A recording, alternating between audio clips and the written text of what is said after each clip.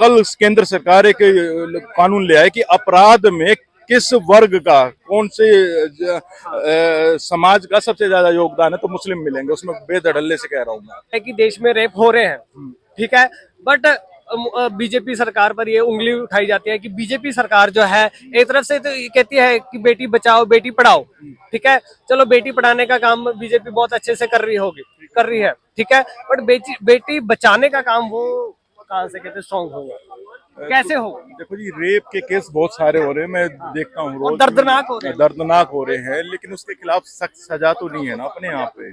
आपने निर्भया केस देखा होगा, कितना वो था, ऐसे निर्भया के मेरे ख्याल में हर रोज हो रहे हैं शायद, बहुत हो रहे हैं। लेकिन क्रिमिनल में, अपराधी में इस बात का कोई खौफ नहीं है कि मेरे को सजा होगी, ठीक है।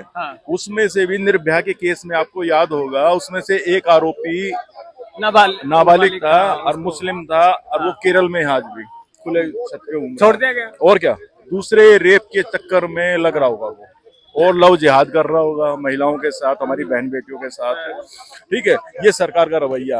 और केजरीवाल साहब उसको 5 या 10 हजार रुपए राशि दी उसको, और एक सिलाई मशीन दी रेपिस्ट को।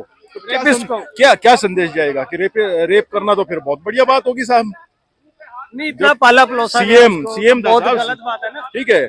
सरकार का इतना खर्चा कराया, इतना जघन्य अपराध था वो, हम यहाँ पे ब्रूटल प्रदर्शन के लिए आते थे, बहुत गंदे तरीके उसको 5 या 10 हजार रुपए दिए हैं उसको, और उसके बाद सिलाई मशीन कि जा बेटा फिर काम पे जुट जा, बहुत अच्छा काम किया तूने। तो रेपिस्ट में कहाँ डर होगा, ये बताओ आप। तो क्या हमारे कानून और व्यवस्था में कमी है? अगर कानून सख्त कर दिया जाए तो आपको क्या लगता है देश में रुक जाएगा? कानून सख्त करने से नहीं, उसमें कई दिक्कतें हैं साहब। जैसे आप न्यूज पे देखना है, फेसबुक ट्विटर पे ऐसे केस है, 5 साल की बच्ची के साथ बलात्कार किया गया और फिर उसको मार दिया गया, उसके बाद सिद्ध भी हो गया, हाई कोर्ट ने उसको सजा दी और सुप्रीम कोर्ट ने बाइज्जत बरी कर दिया। क्यों? क्योंकि ये मेरे ना अलमारी बना के गया था साहब, ये मेरे वो माली था हमारे यहाँ पे। सुप्रीम कोर्ट है असली जड़। कोलेजियम सिस्टम जब तक नहीं टूटेगा, जब तक मोदी जी कह रहे हैं कि भाई हम विकसित हो जाए, अरे विकसित हो गए, ये सारे अपराधियों को संरक्षण तो यही दे रहे हैं। कपिल सिब्बल की एक हियरिंग मेरे ख्याल में 25-30 लाख रुपए की है, और एक मैं कह रहा हूँ रोंगिया जिसके पास रहने के लिए घर नहीं है, और वो उसकी हियरिंग कर रहा है। सोचो एक रिश्ता क्या कहलाता है, बताओ आप। तो अपराधियों में तो खौफ होगा ही नहीं ना कभी, कैसे खौफ हो जाएगा बताओ। नहीं तो क्या मतलब ये कहते हैं कि हमने क्या है कि जो पॉर्न साइट्स हैं वो बंद कर देते हैं, ठीक है, देश में, उससे ये अपराध कम होगा या बढ़ेगा? देखो जी, उससे कोई फर्क नहीं पड़ता, मानसिकता से फर्क पड़ता है कि रेप का, ठीक है। आप, मैं कह रहा हूँ, कल केंद्र सरकार एक कानून ले आए कि अपराध में किस वर्ग का कौन से समाज का सबसे ज्यादा योगदान है, तो मुस्लिम मिलेंगे उसमें, बेधड़ल्ले से कह रहा हूँ मैं, ठीक है। उनमें तो सुन्नत होती है, ठीक है, रेप करना कोई अपराध नहीं है।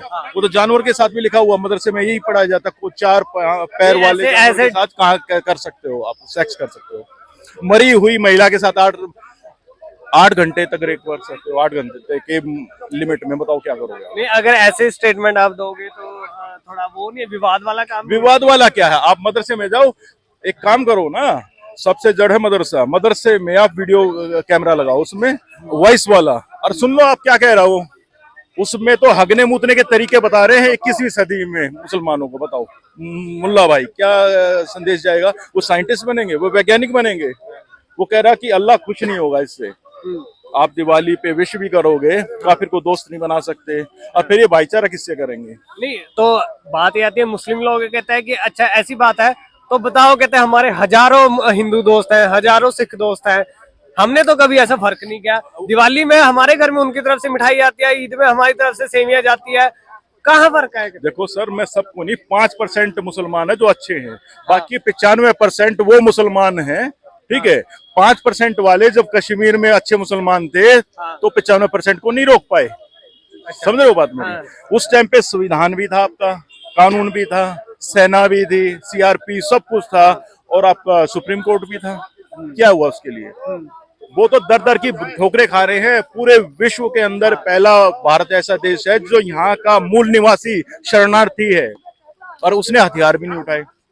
और इससे क्या दुखद बात वो होगी तो साहब? ऐसा ना, पॉलिटिकल सपोर्ट ना हो पीछे से तो आम इंसान भी क्या करे, एक पर्टिकुलर कम्युनिटी वाला क्या करेगा। साहब यहाँ पे सुप्रीम कोर्ट में रोहिंग्या बांग्लादेशियों के लिए, नाइजीरिया के लिए वहां पहुंच जाते हैं हमारे वकील, हिंदू वकील। उसमें से एक है सलमान खुर्शीद, मुस्लिम वकील। बाकी सारे हिंदू मर रहे हैं, इनका जमीर क्या मर गया?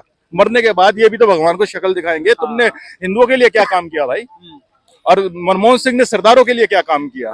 बीजेपी आई तब सज्जन कुमार को जेल हुई है साहब, ना तो इन्होंने तो फ्री हिट कर रखी थी। यासिन मलिक को देख लो आप, यासिन मलिक डायरेक्ट वहां जा रहा है, आतंकवादी पिट्टू कराटे है, जिसने कह दिया मैंने सीआरपीएफ वाले को 6-7 आदमियों को मार दिया जी, और वो खुलेआम घूम रहा है भाई सरकार का। ये गलत तो बात है। फेलियर है ना। तो कानून है का? कानून है हिंदू के लिए, जो मानता है कानून उसके लिए है, जो मानता ही नहीं उसका क्या कानून क्या करेगा? भजनपुरा में दिल्ली में दंगे हुए साहब, ट्रम्प आया था यहाँ पे, ट्रम्प आया है यहाँ तभी दंगे हुए। अभी पुतिन आया तो आपका ये इंडिगो केस हो गया। क्यों भाई? विदेशियों के सामने भारत की छवि खराब करने का ठेका विपक्ष पूरे ने ले रखा।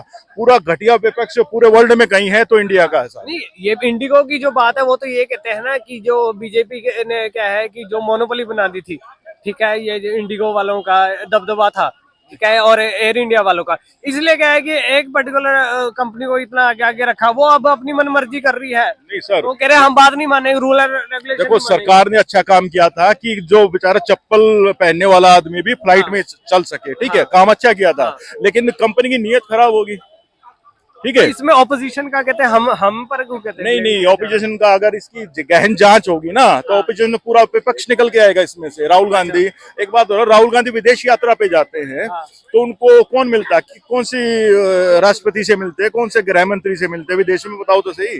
जाकिर नाइक से जो भगोड़ा है इंडिया का, उससे मिल के आते हैं। उसको तो साले को एड्स है, हरामजादे को, जाकिर नाइक को तो एड्स है। वो तो इंडिया ने बैन यहाँ का मुसलमान उसका मसीहा मानता है।